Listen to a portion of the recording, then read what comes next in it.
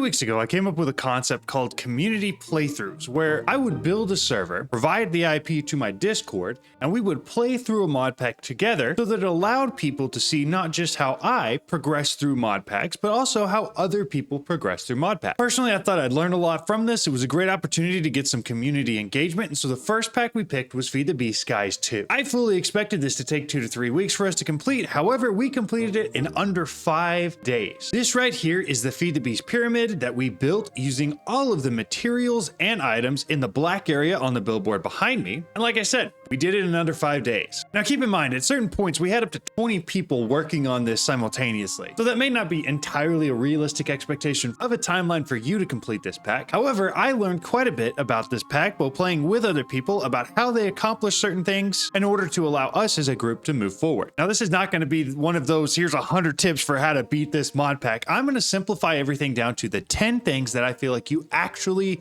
should or need to know in order to complete this mod pack. I hope you enjoyed the video. Let's get into it. Now, if you're anything like me, when you start playing a mod pack, you tell some of your friends about it, and then they realize that they want to play too, and suddenly you're left in a position where you need to set up a server. Now, if your computer doesn't have the technical capacity or ability to run that server while at the same time playing Minecraft, you're probably going to look into server hosting options. And if you've been watching any of my videos for any length of time, you know that BerryByte has been a fantastic supporter of the channel. So if you are looking for somewhere to host your server and support my channel and the content I make at the exact same time, take a look at the link at the top of the description. BerryByte has affordable servers at basically any price point. If you realize that you didn't pick enough RAM or a strong enough CPU, you can change that. They offer one-click setup where you pick your pack and it installs the server for you. And they have server hostings all across the globe that you don't have to deal with high ping. You can host your server in a location that's closest to you. But in order to make it an even easier choice, at checkout, you can either use code JohnHall for $5 off or JohnHall20 to save 20%. Y'all go show BerryByte some love. Let's get back to the video. Now, before I get too far into this pack, there are 2 things I want to mention. Number 1,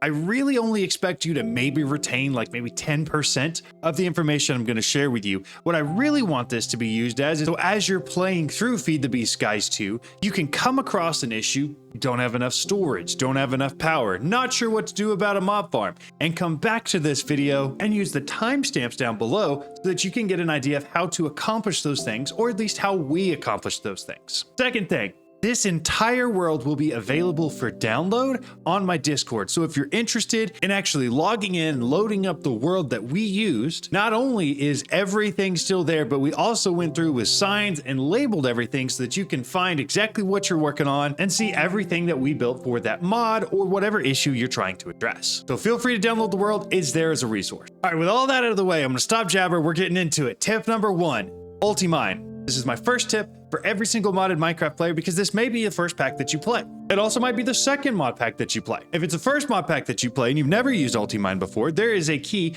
directly below your escape key, or if you have a 60% keyboard, it may be your escape key. It's called the tilde key. It's just a little squiggly line. This key is by default bound to Ultimine. I usually reset mine to Z, but what it does is it allows you to mine blocks of the same type. So for instance, this right here is bone block. If I hit my Ultimine key, it'll show you that I can mine 44 of these blocks that are all connected and touching together at once. Now this really matters because you can Ultimine using a hammer.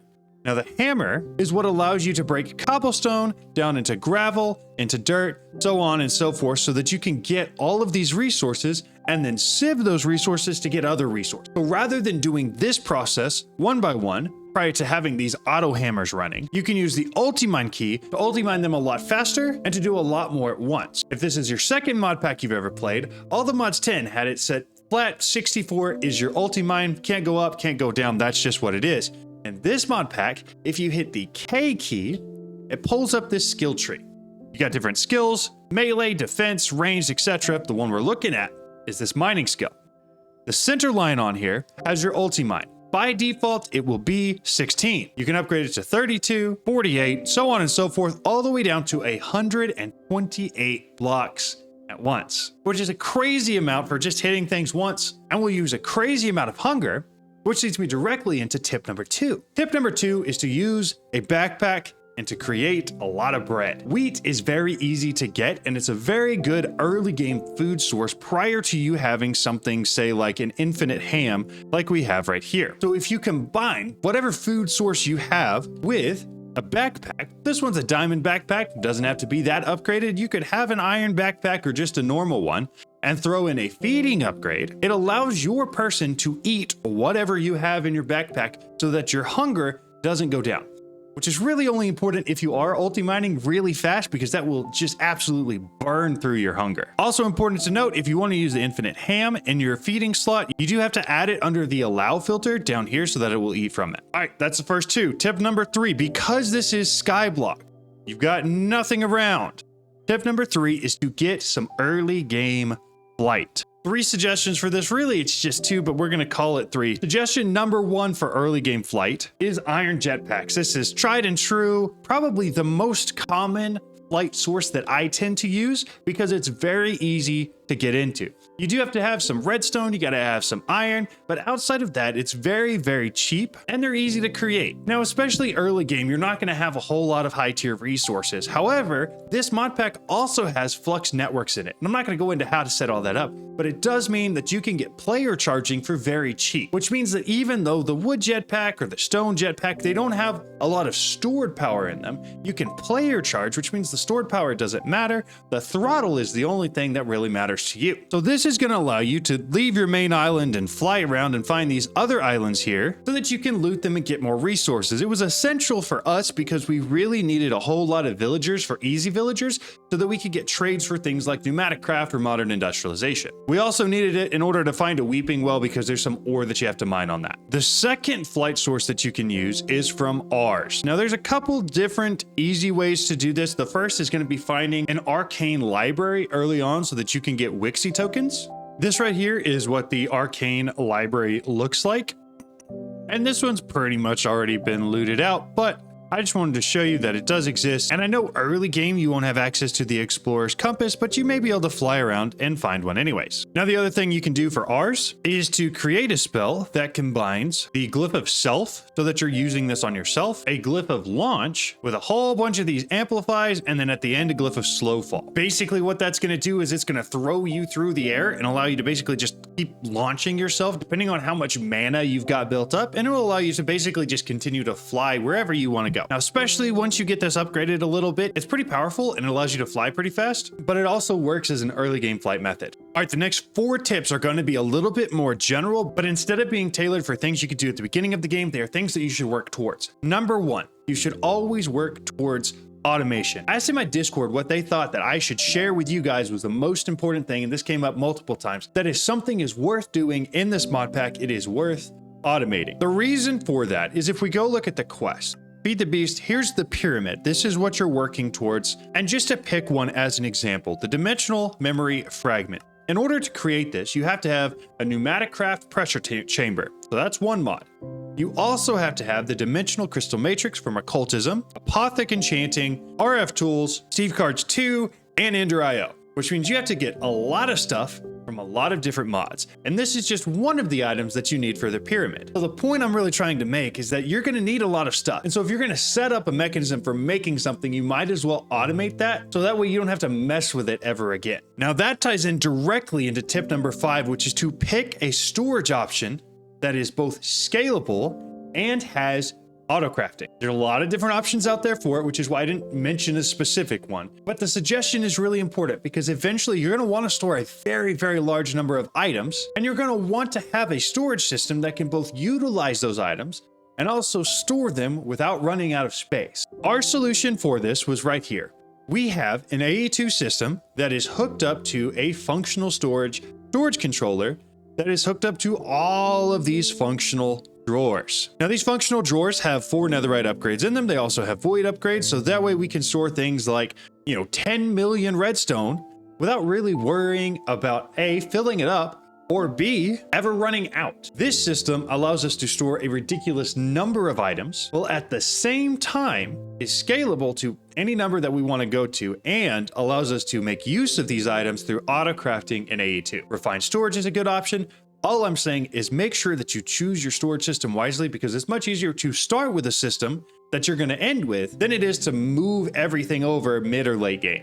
Tip number 6. Power generation. Especially early game, there are a couple options for this. The number one, the best option that I usually use is windmills from Mechanism. They're simple to create, they're easy to use, they make sense, you plug them in, they just work. However, for this playthrough, we use something a little bit different, and that would be these Celeste Gem solar panels. They're very cheap to make, very easy to get into, and make a very large amount of power as well. Now, we had these hooked up to player chargers, we had them hooked up to our Flux networks, everything like that. But having something like this solar panel array will create you more than enough power, especially at the beginning of the game, until you get to something more advanced like a Mechanism generator, or like these Power Nitro generators here. We're automating things, we've got a storage system that can handle it, and we can power the storage system. The next two tips are how to keep you alive. The first, probably most important tip I'm going to give you is to use the Just Dire Things armor. There are more powerful armors in the game. There are armors that can basically keep you from dying no matter what. However, as far as bang for buck is concerned, the Just Dire Things armor provides so many perks while being not that difficult to create. So just to be clear, I'm not saying it's the best. What I am saying is that it is certainly something that if you start with, you can work towards and eventually build up to the Eclipse armor that allows you to have a whole bunch of perks and add-ons to it, like lava immunity and obliteration and all of these things that you can put on your tools and armor that are kind of ridiculously OP and a lot of fun to use. For instance, negate fall damage. No fall damage, period. Just based on your armor. It also is just really strong armor to begin with. And then if you add gems, Apothic affixes, and Apothic enchanting on top of that, it's ridiculous. It goes crazy, and you'll really never need any other armor. If you find yourself at a point where you're taking too much damage, try that. If it doesn't work entirely, tip number 7 is to farm Bobbly Hearts and the Apothic material. And we have this mob farm here. We'll be making a video on it. It'll make sense later on. But this mob farm allows us to get two important things. Number one, all of the Apothic material you see here. You get the Godforged Pearls, the Arcane Sands, which are really the only two that you actually need, which allows you to reforge your gear and get some really incredible buffs on them. That'll help you not only with damage, but also with protection. And then on top of that, you get all of these red hearts right here that you can put into these red heart canisters, which you can put into a heart amulet. And basically it just dramatically increases the amount of hearts that you have. Each one of these increases your life by 1, and you can have 10 of each color, which means that you can increase your life by 50 just by using the heart amulet, not even by using gems or anything else. And on top of that, each one of these hearts is craftable by the tier before. So you can use red hearts in order to make yellow hearts. It just creates 9 of them. Highly recommend farming all of that so you don't have to worry about going to fight the bosses that drop each one of them. You can just have a farm that builds it all for you, and then you get it all that way. A lot easier. You're storing things, you're automating things. You can't die because you got crazy armor, crazy life. So how do you actually start working towards all of the in-game items that you see right here? I am going to be making a lot more videos going more in depth into some of those things. However, as a general rule of thumb for how we accomplish this, all of the basic resources, like your diamonds, your gold, your emeralds, silver, osmium, all of the basic resources we use Gears for. Basically, all this farm does is it breaks all of the fully grown Gears using this advanced block breaker and all of the clusters in here as filters. This item collector picks all of those items up and puts them into the diamond chest. And this rainbow furnace pulls them all out of the chest and then smelts them all. Once they're all smelted, they go directly into our ME system. This is how we accomplish most of our basic resources. We had 2 methods for some of the more auxiliary resources, some of the more secondary things. For instance, we had a mystical agriculture farm that helped farm things like squid essence or ice essence. We have some copper, but we also got things like honey and fluorite, and then all of the, water, earth, and fire essences that you need for mystical agriculture. We also had a lot of things like the Demon's Dream fruit and some sulfur and netherite essence, things like that. All of that went into the mystical agriculture farm. And then you will have to get some productive bees as well. So we use these for some more auxiliary resources too, like our Ender Bee, Arcane Essence, Mithril Bee, and then our Oily Bees as well. There was one more. These are Draconic Bees, also important, but is basic productive bees. We also used it for our antimony. So for basic resources, we use Gears. For everything else, we use mystical agriculture and productive bees. So that's 9 tips. I promised you 10. Number 10 is to ask questions in my Discord. If you have not joined already, I have an incredible community of people that are incredibly kind and take the time to answer whatever questions you guys throw in there. There's like 3 different channels. You can throw it in general chat if you want. But if you're stumped on something, feel free to ask the question. My goal from these videos that I'm going to make for this mod pack is for you to enjoy the mod pack just as much as I did. And if you get stumped on something and can't figure it out, that's not usually super enjoyable. So join the Discord, ask the questions, because those people there are incredibly nice. All right, I promise you 10, I'm gonna give you 11. It wouldn't be a John Alt video if there wasn't some sort of an exploit. Something you can do incredibly early on in this mod pack, especially in the earlier versions of this mod pack, it may not work in this one, but keep that in mind, is that if you take a wooden hoe or a stone hoe, you put it in your crafting terminal to turn it into a silent gear hoe, and then, like with any hoe, you crouch, it will help speed up the growth of everything around it by using the durability of the hoe. However, silent gear tools don't break because they're repairable. Arc of it, right? Well, there's a glitch, especially early on, where if you kept doing this, it allows you to continue to grow everything using a completely broken hoe, and it looks like it still works. So this hoe has no durability. It is technically broken, or it would be if it wasn't silent gear, but because it's silent gear, I can continually grow all of these resources as fast as I want, simply by crouching. There's a little exploit for you. Hope you enjoy it. So there you have it, 10 tips and an exploit for how to progress through Feed the Beast Skies 2. Now I'm gonna ask you for 2 comments before you leave. Number 1, if there was anything in this video that you felt like was actually helpful, that you felt like was good information, or that you feel like I maybe misrepresented that other people should know the truth about, feel free to leave that in the comment section down below so that other people have it. Number 2, as you're playing through Feed the Beast Skies 2 and you come across something that you're like, man, I really wish I would have known that at the beginning when I started this mod pack. Leave that in the comment section down below too. Come back to this video to leave that comment, please. The goal of this video is so that other people who are starting this pack have as much information as they possibly can before starting the pack so that it's as inviting as possible. Because I can't tell you how many comments I get, especially from the All the Mods 10 videos where people are just like, wow, this pack is just way too advanced and complicated for me. I don't even want to start it. Easy way to fix that? Give them all the information we can straight up front. All right, that's all I got for you. Don't forget, you're special. See you guys in the next one. Bye.